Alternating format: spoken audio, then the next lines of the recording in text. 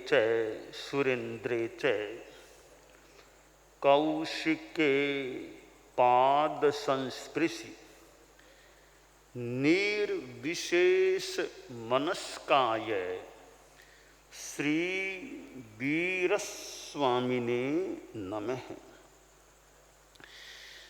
भगवती सूत्र में कहा गया है, जीवे णम भन्ते किम पोग्गली पोग्गले गोयमा जीवे पोग्गलीवि पोग्गलेवि से केणत्थेणं भन्ते एवं बुच्चै जीवे पोग्गलीवि पोग्गलेवि गोयमा से जहा नामये छत्तेणं छत्ति दंडेणं दंडी घडेणं घड़ी पडेणं पडी करेणं करी एवमेव गोयमा जीवेवि सो इंद्रिय चक्षिंद्रिय घाणिंद्रिय जिभ्भिंद्रिय फासिंद्रिया इम पडुच्च पोग्गली जीवम पडुच्च पोग्गले से तेनत्थेणं गोयमा एवं बुच्चै जीवे पोग्गलीवि पोग्गले। जैन दर्शन में षड्द्रव्यवाद आता है। 6 द्रव्य बताए गए हैं, धर्मास्तिकाय, अधर्मास्तिकाय, आकाशास्तिकाय, काल पुद्गलास्तिकाय, जीवास्तिकाय। इन 6 में एक है पुद्गलास्तिकाय। पुद्गल शब्द से हम संभवतः काफी परिचित हैं, यानी ये जो दिखती हैं चीजें, ये आंगन है, माइक है, प्रमाजनी, ये सब पुद्गल हैं, अजीव हैं और मूर्त हैं। ये हमारी एक बहुत पुष्ट धारणा, जो थोड़े भी तत्वज्ञान से यूं परिचित हैं, उनकी हो सकती है। पुद्गल शब्द जो मूर्त चीजों के रूप में परमाणु के अर्थ में भी मान लो पुद्गल शब्द है, परमाणु भी पुद्गल है। यहाँ भगवती सूत्र में संभवतः कईयों के लिए एक नई बात बताई गई है, जिस बात को हो सकता है कई श्रावक श्राविकाएं भी जानते न हों, और कोई कोई हमारे चारित्रात्माएं भी हो सकते हैं, हो तो कि वे भी इस बात को नहीं जानते हों।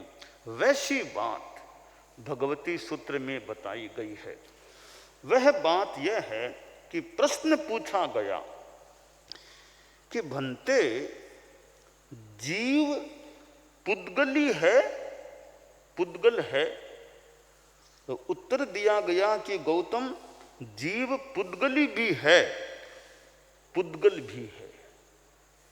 अब हम ये जो मूर्त चीजें हैं उनके लिए तो पुद्गल शब्द काम में लेते हैं।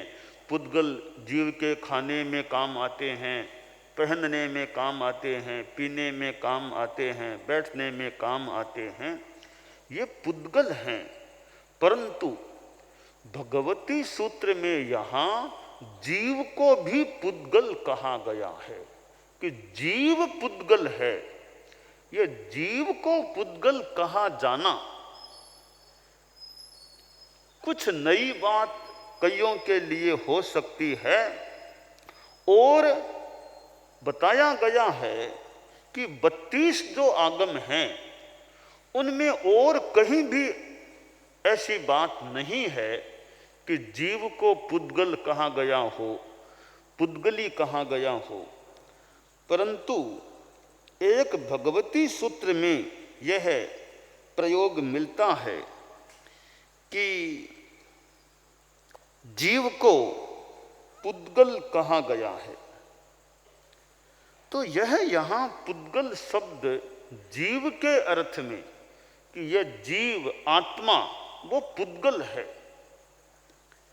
हम सामान्य तत्वज्ञान की भाषा में कि पुद्गल मूर्त है और जीव अमूर्त है, जीव अमूर्त है, पुद्गल मूर्त है, ऐसी अवधारणा रखते हैं। मूल तो ज़्यादा वही हमारे काम आती है, किंतु एक यह भी बात है कि जीव को भी पुद्गल कहा गया है। सिद्धों की आत्मा है वो सिद्धों की आत्मा भी पुद्गल है। तो यह पुद्गल शब्द जीव के लिए है और पुद्गली भी जीव को कहा जा सकता है। तो कि पुद्गली क्यों कहा जा सकता है कि इंद्रियों की अपेक्षा श्रोत्रेंद्रिय, चक्षुरेंद्रिय, घ्राणेन्द्रिय, रसनेन्द्रिय, स्पर्शनेन्द्रिय संसारी जीवों के इंद्रियां होती हैं। इसलिए संसारी जीव ठेठ केवल ज्ञानी मनुष्य तक, वे सारे जीव चाहे नरक के हों, त्रियंच के गति के हों, मनुष्य हों, देव गति के हों, वे सारे के सारे संसारी प्राणी पुद्गली भी कहलाते हैं। क्यों? इंद्रियों की अपेक्षा। इंद्रियां जो हैं उनके आधार पर जीवों को पुद्गली भी कहा गया है। कि जैसे छत्र जिसके पास है वो छत्री, दंड जिसके पास है वो दंडी, घट जिसके पास है वो घटी, और पट कपड़ा जिसके पास है वो पटी, और कर हाथी के सूंड है, कर है जिसके पास वो करी कहलाता है। इसी प्रकार जीव भी श्रोत्रेंद्रिय, चक्षुरेंद्रिय, घ्राणेन्द्रिय, जिह्वेन्द्रिय और स्पर्शनेन्द्रिय की अपेक्षा पुद्गली भी कहलाता है। तो यह आगम की बात है और यह भी बताया गया है कि ये पुद्गल और पुद्गली हैं वो जीव, ये संसार वाले तो हैं। कोई पूछे सिद्ध भगवान सिद्धेनम भन्ते किंग पोगली पोगले गोयमा नो पोगली पोगले, कि सिद्ध भगवान हैं उनको पुद्गल कहा जा सकता है। वे पुद्गल हैं, पुद्गली नहीं है, क्योंकि उनके इंद्रियां नहीं होती, इसलिए वे पुद्गली नहीं हैं। तो यह जीव के अर्थ में भी पुद्गल शब्द भी है और संसारी जीवों के लिए यूं पुद्गली शब्द भी काम में लिया गया है। तो जीव और पुद्गल, हम यहाँ भगवती के इस प्रकरण में जीव को भी पुद्गल के रूप में देख सकते हैं और किसी आगम में ऐसी बात नहीं मिलती है संभवतः, परंतु यहाँ भगवती सूत्र में तो यह बात आई है। परंतु सामान्यतया हमारी तात्विक वार्ता में, सामान्यतया बोलचाल में हम जीव के संदर्भ में पुद्गल शब्द का प्रयोग नहीं करते हैं। वो ये मूर्त चीज़ों के संदर्भ में पुद्गल शब्द काम में लेते हैं। किंतु एक जानकारी के लिए बात है, विशेष बात है, कुछ नई बात हो सकती है कि आगम में जीव को भी पुद्गल कहा गया है और जीव को पुद्गली भी कहा गया है। इंद्रियों की बात बताई गई है कि इंद्रियां भी हमारे ज्ञान की बड़ी सक्षम माध्यम बनती है, साधन बनती हैं। हम इंद्रियों के द्वारा कितना जानते हैं। जो मतिश्रुत ज्ञानी हैं वे इंद्रियों के द्वारा भी ज्ञान प्राप्त करते हैं। जैसे कान है तो कान तो कितना हमारा ज्ञान का अच्छा साधन है।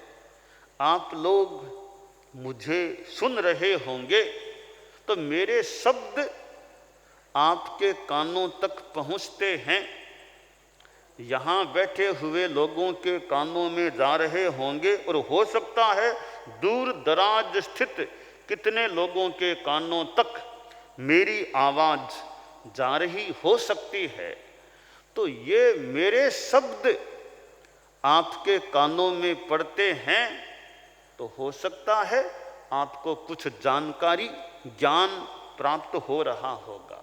और जो भी आदमी सुनता है, हम लोग किसी को भी सुने, कोई अच्छा प्रवचनकार है, अच्छा वक्ता है, कोई बात बताने वाला है, हम उसको ध्यान से सुने तो श्रोत्रेंद्रिय हमारा माध्यम बनती है और हम कितना कुछ सुनकर के जान लेते हैं। परम पूज्य आचार्य तुलसी का प्रवचन वाणी हमने सुनी है, परम पूज्य आचार्य महाप्रज्ञ जी की वाणी हमने सुनी है। भिक्षु स्वामी की वाणी सुनने का तो मौका मिला नहीं होगा, मिला हो तो ऐसे याद नहीं है। और या कोई स्वप्न में कभी कोई बात हो जाए वो अलग चीज है, साक्षात बात की अलग चीज है। तो आचार्य श्री तुलसी को तो सुनने का हमें अवसर मिला है, हमें से कईयों को मिला है। आचार्य श्री महाप्रज्ञ जी को भी सुनने का मौका मिला है और साक्षात सुनने का मौका मिला है। यंत्रों के माध्यम से तो आज भी सुने जा सकते हैं, यंत्रों का उपयोग करें कोई करे तो आज भी आचार्य श्री तुलसी की वाणी सुन लो, आज भी आचार्य महाप्रज्ञ जी की वाणी सुन सकते हैं। तो यंत्रों की वाणी तो आज भी उपलब्ध हो सकती है, पर साक्षात वाणी भी सुनने का हमें सौभाग्य अवसर प्राप्त हुआ है। तो सुनकर के हम कितना जान सकते हैं। अब कई गृहस्थ भी बड़े जानकार जो हों, उनको भी सुनकर के कई जानकारियां प्राप्त हो सकती हैं। चक्षुरिंद्रिय हमारे पास है, भगवती सूत्र में यहाँ चक्षेंद्रिय का भी प्रयोग है। तो चक्षु भी एक ज्ञान का साधन है, देख करके हम कितना जान लेते हैं। किसी चीज को, बात को सुना, फिर आंख से देख लिया तो काफी कन्फर्मेशन, बात कन्फर्म हो सकती है। वरना कान से सुना और आंख से देखे तो वो बात नहीं मिली तो बड़ा अंतर भी आ सकता है। और हम आगमों को आंख से पढ़ते हैं, ये इतने भगवती सूत्र आदि आदि आगम हैं, आंख से पढ़ करके हम कितना स्वाध्याय कर सकते हैं और जानकारियां प्राप्त कर सकते हैं। तो श्रोत्र और चक्षु ये दो इंद्रियां हमारे लिए ज्ञान की बड़ी सक्षम साधन है। यूं घ्राणेन्द्रिय, रसनेन्द्रिय, स्पर्शनेन्द्रिय भी ज्ञान की साधन बनती हैं। तो भगवती सूत्र में बताया गया है, इंद्रियों की अपेक्षा जीव को पुद्गली कहा जाता है।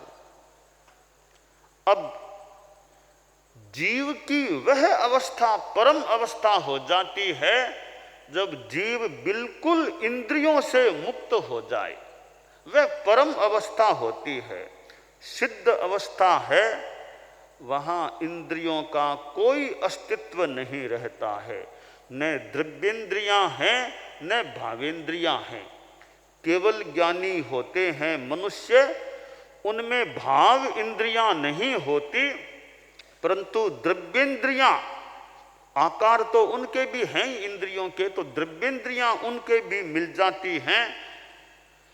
भावेंद्रियां नहीं होती, परंतु सिद्धों के तो न द्रव्येंद्रियां होती हैं और न भाव इंद्रियां होती हैं। तो परम अवस्था वह होती है जहां न द्रव्येंद्रियां हों और न भावेंद्रियां हों, जीव बिल्कुल इंद्रियातीत हो जाए। हमारी साधना और क्या है, हमें संपूर्णतया इंद्रियातीत बनना है। यह हमारा लक्ष्य रहना चाहिए कि वर्तमान में इंद्रियों का उपयोग कर रहे हैं, पर कभी वह समय आए जब हम इंद्रियों से पूर्णतया ऊपर उठ जाएं, कोई इंद्रियां नहीं, न द्रव्येंद्रियां हैं न भावेंद्रियां हैं। तो वह शुद्ध चैतन्य की अवस्था, जहां कोई मूर्तता नहीं है, कोई मूर्त रूप में पुद्गल नहीं है, बस वो पुद्गल है तो सिद्ध ही है, और कोई मूर्त पुद्गल चिपका हुआ या उस रूप में कर्म के रूप में नहीं है, वह परम अवस्था। तो यह अध्यात्म की साधना है, ध्यान की साधना है। प्रेक्षा ध्यान साधना भी चलती है, ध्यान की गहराई में भी जाने वाले जा सकते हैं। तो हम ध्यान के द्वारा भी मान लो वह परम इंद्रियातीत अवस्था तो कभी मिलेगी तो मिलेगी, पर वर्तमान में भी हम आंशिक रूपेण कुछ इंद्रियातीत जगत में ध्यान साधना के द्वारा या सहज साधना के द्वारा, वीतरागता की साधना के द्वारा वहां पहुंचने का प्रयास कर सकते हैं। और जहां न चिंतन हो रहा है, न बोलना हो रहा है, शरीर की भी काफी स्थिरता है, न सुनने का प्रयास है, न देखने का प्रयास है, न सूंघने का प्रयास है, न चखने का स्वाद का प्रयास है, न स्पर्श का प्रयास है, और गहरी यों अवाक अशारीरिक चेष्टा प्राय और मन से भी मानो कुछ अतीत अविचार की अवस्था है, तो वह कुछ अंशों में इंद्रियातीत अवस्था भी संभवतः हो सकती है। तो परम इंद्रियातीत अवस्था तो सिद्धावस्था में प्राप्त हो सकती है, परंतु आंशिक इंद्रियातीत अवस्था वो हम वर्तमान में भी प्राप्त कर सकते हैं, ऐसा प्रतीत हो रहा है। वो जो केवल ज्ञानी मनुष्य हैं वे तो प्राय यानी भावेंद्रियों की दृष्टि से तो पूर्णतया इंद्रियातीत हो गए हैं। आकार तो है शरीर में इंद्रियों का, वो मात्र द्रव्येंद्रिय के रूप में इंद्रियों वाले हैं, तो वो भी एक बाह्य रूप में उनके इंद्रियां हैं, बाकी तो वे भी वैसे मानो इंद्रियातीत हो जाते हैं। तो सबसे परम इंद्रियातीत तो सिद्ध भगवान हैं, उनके बाद आसाधना न हो केवल ज्ञानी मनुष्यों की। नंबर 2 पर केवल ज्ञानी चारित्रात्माएं वे इंद्रियातीत अवस्था में हैं, और फिर आगे नंबर 3 पर हम लोग जो सामान्य छठे 7वें इन गुण स्थानों में रहने वाले और भी नीचे रहने वाले हैं, वे भी संबर की या संयम की साधना के द्वारा इंद्रियों का संयम करके समता की साधना में रहते हुए और इंद्रियों का प्रयोग बंद कर दें, न सुनना, न देखना, न सूंघना, न चखना, न छूना, ऐसे ध्यान साधना में रहें, तो हम भी कुछ अंशों में इंद्रियातीत जगत में प्रवेश कर सकते हैं। तो भगवती सूत्र में जो बताया गया है कि इंद्रियों की अपेक्षा जीव को पुद्गली भी कहा जाता है, तो हम पुद्गली न कहलाएं, उस अवस्था को प्राप्त करने का प्रयास करें। फिर पुद्गल तो भले कहलाएंगे, सिद्ध अवस्था में पुद्गली नहीं कहलाएं, जो भगवती सूत्र की बात है। ऐसी साधना करें, और वह साधना है इंद्रियातीत अवस्था में रहने की साधना। और इंद्रियों का उपयोग भी करें तो जितना उसके राग द्वेष मुक्त रहने की साधना करें, यह साधना हमारे लिए कल्याणकारिणी हो सकती है।